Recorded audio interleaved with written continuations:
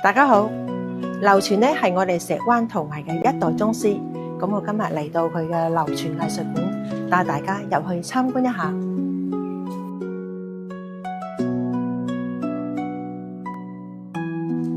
今日嚟到劉全藝術館咧，就專門請咗我哋劉全大師嘅兒子劉桂邦老師咧，就為我哋介紹一下呢個館嘅情況。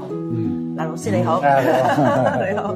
咁呢度因為地方細細咧，咁我咧就做咗一個展示嘅櫃，比較帶有特色啲嘅，喺度展示一下大師嘅經驗變咗好多啦。係啊。咁其實咧，我爸咧佢一生咧就致力於嗰個陶瓷嘅嗰個發展同埋傳承，冇話計較啊！你係我嘅後代，或者我都要點樣，所以咧基本上以前喺灣鋼廠嘅時候咧，就包括依家全部都係國家大師啦，都喺當時咧就所有嘅創作嘅作品咧都佢啊，即係幫佢修改啊，幫佢提意見啊，指導過佢哋啊咁樣。當時劉全大師真係好大愛嘅，佢真係無論話係除咗教你哋啊，你哋子女嚟教，佢仲普及到我哋成個石灣陶藝界，真係好多國師都係都講係跟佢學過。係啊，所以因為佢係舊社會過嚟嘅人啊嘛，咁舊社會嘅人佢就通常就唔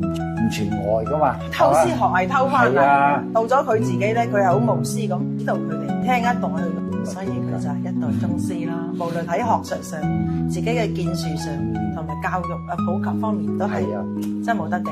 睇到呢件咧，其實咧我都係寫翻劉全遺作。咁佢咧一生之中咧，佢響10幾歲開始偷師學藝，大家知道啦。咁啊，然之後咧呢一件作品咧，其實佢係去世嗰年過世之前嘅10日仲做緊呢一件作品。一個老藝術家，佢嘅生命就係做到最後一刻啦，真係顯示佢嘅呢件遺作。咁我當時咧就問過阿彪叔，就問過阿綿叔。咁佢哋兩個嘅俾我意見咧，佢話你咁樣咧就唔好喐佢，就佢做到點樣咧就由佢保留落嚟，作為一種紀念，將佢個想法、將佢意思改變咗咧，反為仲唔好。呢一件咧就係屈原，大家知道啦，屈原咧就紀念我哋一個愛國詩人嚇。咁其實屈原咧喺50年代咧，我爸咧就已經係創作過唔少嘅屈原嘅形象㗎啦。就呢件咧就冇私有嘅，呢啲全部都係我爸嘅原作品。係啊，呢啲好多喺書籍裏邊都見過。係啲大師嘅代表作。嗱，咁啊呢一件咧就陸羽品茶，陸羽品茶咧就佢咧就呢件稍為早期少少啦。咁啊其實我哋石灣公仔咧，佢嘅衣紋折疊就非常合理，睇佢咧就好繁複。但係有一樣嘢你要記住，想像之中咧，佢一企起身咧，佢係好合理嘅衣服啊。多一筆就嫌多，少一筆就先又嫌少。係啊，衣紋介紹都係我哋劉全大師嘅一個特色嚟。我見過好多書籍都有講，佢嗰種收放、嗰種表達方式，非常非常一流。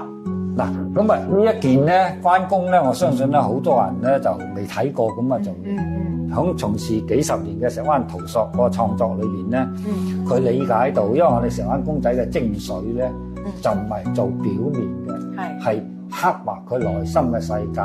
咁呢件咧，其實佢想表現咩咧？第一個佢係對自己嘅作品有一種自信。第二個咧，我相信佢亦都係對我哋石灣陶塑一種石灣嘅傳承嘅文化，一種自信。咁啊呢件布袋山人咧，其實咧就咁當時好多人咧就問佢，佢呢個布袋山人咧，佢揸住嗰個布袋，佢係裝乜嘢嘅咧？咁有時咧真係好難答。如果你話講啊，佢嗰袋金銀，咁啊好俗氣啦，係咪？如果你話講佢詩咧，就似乎有好似扮即係好做作啦，係嘛？咁佢咧就靈機一動，佢話啊，佢本身我做呢個咧係誇大個頭咧，就一個智慧嘅高人，所以咧佢當時就講佢嗰袋揸住嗰袋係智慧，咁樣咁係比較虛，但係虛之中咧人哋覺得啊，亦都好合理，好合理嘅。我哋石灣公仔咧，唔需要佢好大嘅體積，點解咧？其實我哋石灣公仔咧係拎上手嚟把玩，拎上手嚟欣賞嘅。響一直以嚟響解放前，包括到依家都係咁樣。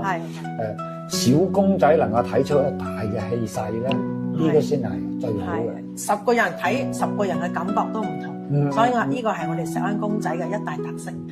今日咧亦都係好多謝我哋劉全老師嘅兒子阿劉桂芳老師為我哋喺呢個館做咁詳細嘅介紹。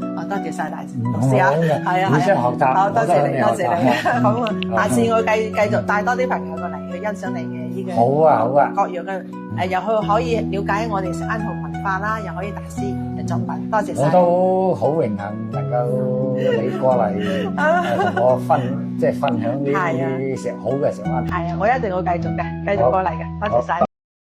在越南胡志明市的华人会馆屋顶，至今仍静卧着一段来自广东石湾的岭南记忆。这些陶塑瓦脊上，宝源窑造、同和窑造的款式清晰可辨，印证着19世纪末石湾窑火在湄公河的延续。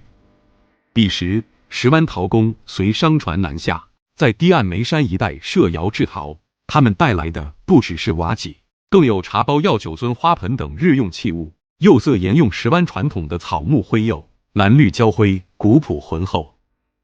遂城会馆的光绪戊申年瓦脊、七府天后宫的合力祥造款制，皆是这段跨海传承的实证。然而，越南本土所产与石湾元器终究有微妙分别，胎土因就地取材而偏白致密，釉色因窑温稍低而浅薄清透，造型亦少了石湾那份灵动夸张。恰是这些差异，勾勒出工艺传播中必然的在地蜕变。当石湾本土的龙窑渐次沉寂，越南平阳省那条房的冯元昌窑，至今仍以阶梯柴窑烧制镂空花脊，沿用灰釉配方的古老技艺。那些石湾早已弃用的瓦模，在这里的仓库中静默堆积，成为活着的陶瓷技艺。石湾陶工后裔在异乡的坚守，让这门手艺以另一种形态存续。瓦脊上的越剧人物园林中的陶瓷坐骨，凉茶铺里的正白菊花自纹陶缸，皆是岭南生活方式的海外延伸。这不只是器物的流转，更是一个民谣在时代浪潮中以生存本能书写的文化迁徙史。